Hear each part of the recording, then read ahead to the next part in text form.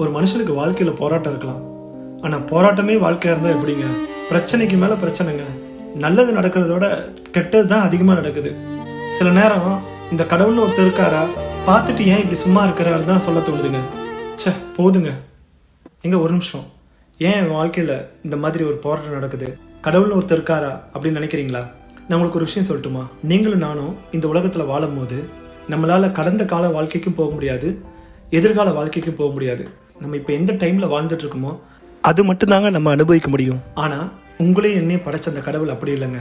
பைபிள்ல வெளிப்படுத்தின விஷயத்துல சொல்லியிருக்குங்க, அவர் அல்பாவும் ஓமேகாவும் ஆதியும் அந்தமுமானவர்னு சொல்லியிருக்குங்க. அப்படின்னா என்ன தெரியுங்களா? அவர் தான் முதலும் அவர் தான் முடிவுமா இருக்கிறாருங்க. இந்த உலகம் உருவாருக்கு முன்னமே ஆண்டவர் இருக்கிறாருங்க. அதனாலதான் நீங்களும் நானும் வாழ்ற பீரியட்ல நம்மளுக்கு ஒரு பிரச்சனை போராட்டம் வருதுன்னா நம்மளுடைய சின்ன மூளைக்கு நம்மளால ஏன் இந்த போராட்டம் நடக்குது அப்படின்னு மட்டும் தாங்க யோசிக்க முடியும். எதிர்காலத்துல என்ன நடக்குதுன்னு நம்மளால புரிஞ்சுக்க முடியாதுங்க. ஆனா அந்த ஆண்டவருக்கு தெரியுங்க, உங்க எதிர்காலத்துல உங்களுடைய வாழ்க்கை எப்படி மாற போகுதுங்கிறது அந்த ஆண்டவருடைய கையில இருக்குங்க. வேதத்துல ஒரு அழகான வசனம் சொல்லுதுங்க. ஏசாயா 55:8-9 நீங்க படிச்சு பாத்தீங்கன்னா உங்களுக்கு தெரியும்.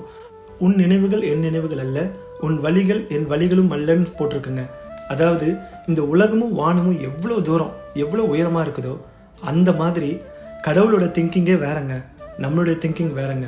நம்மளதுனாலதான் சில விஷயங்கள் நம்மளால புரிஞ்சுக்க முடியாது. ஆனா நீங்க அந்த ஆண்டவர்கிட்ட உங்களை ஒப்பு கொடுங்க. ஆண்டவரே, இந்த பாதையின் மூலியமா இந்த போராட்டத்தின் மூலியமா என்ன கற்றுத்தரீங்கன்னு மட்டும் இந்த ஆண்டவர்கிட்ட கேளுங்க. அவர் உங்களுக்கு போதித்து உணர்த்துவாருங்க. அதனாலதான் ஆண்டவர் சொல்றாரு, ஆபத்தில் என்னை நோக்கி கூப்பிடு, நான் உன்னை விடுவிப்பேன்னு சொல்றாருங்க. உங்களுக்கு வருகிற உபத்திரம் உங்களுக்கு பொறுமையை தரும். அந்த பொறுமை மூலியமா உங்களுக்கு ஒரு நல்ல கேரக்டர் உருவாக்கும். அந்த கேரக்டர் மூலியமா உங்களுக்கு ஒரு நம்பிக்கை வருங்க. அந்த நம்பிக்கை யாரு தெரியுங்களா? அந்த இயேசு கிறிஸ்து தாங்க. ஆண்டவர் கைவிட்டுட்டாரு, நான் அவரை நம்ப போறது இல்லைன்னு மட்டும் நினைக்காதீங்க. உங்க வாழ்க்கை அவர் கையில இருக்குங்க. அவர் உங்களை அப்படி சும்மா விட்டுற மாட்டாருங்க. அவர் கையை பிடிச்சுக்குங்க. ஏன்னா இயேசு உங்களை நேசிக்கிறாருங்க.